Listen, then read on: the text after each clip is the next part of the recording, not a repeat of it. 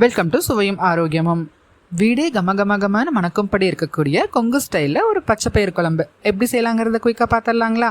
அதுக்கு முன்னாடி video first time பார்க்குறவங்க இந்த மாதிரியான புதுவித ஆரோக்கிய சமையலுக்கு சுவையும் ஆரோக்கியம் சேனலை சப்ஸ்கிரைப் பண்ணி வச்சுக்கோங்க. பிடிச்சிருந்தா லைக் ஷேர் பண்ண மறந்துடாதீங்க.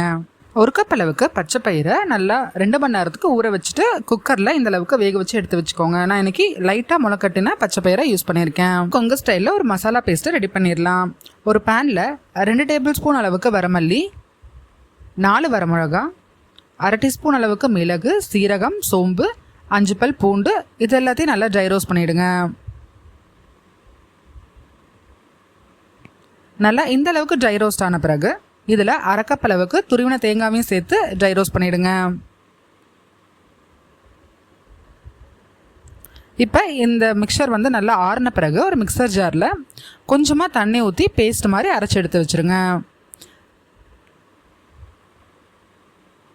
இந்த பேஸ்ட்டு தான் நம்ம குழம்புக்கான சுவையை அதிகப்படுத்தி கொடுக்க போகுது.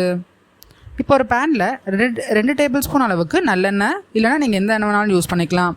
அதில் 1 டீஸ்பூன் அளவுக்கு கடுகு, 4 வெந்தயம், 1 வரமிளகா, கொஞ்சமாக கருவேப்பிலை,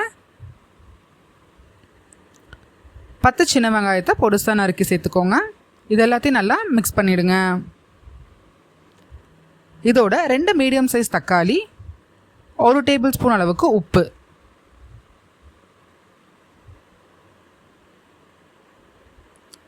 இதெல்லாம் சேர்த்து நல்லா கலந்துடுங்க. தக்காளி நல்லா சாஃப்டாகிற வரைக்கும் நல்லா வதங்கட்டும். தக்காளி வெங்காயம் நல்லா இந்த அளவுக்கு வந்த பிறகு இதில் நம்ம அரைச்சி வச்ச பேஸ்ட்டை எடுத்து நல்லா கலந்துடுங்க. பேஸ்ட்டோட பச்சை வாசனம் போன பிறகு கொஞ்சமாக புளி தண்ணியும் சேர்த்து இதோட கலந்துட்டு நல்லா ஒரு 5-10 நிமிஷத்துக்கு கொதிக்க வச்சுருங்க.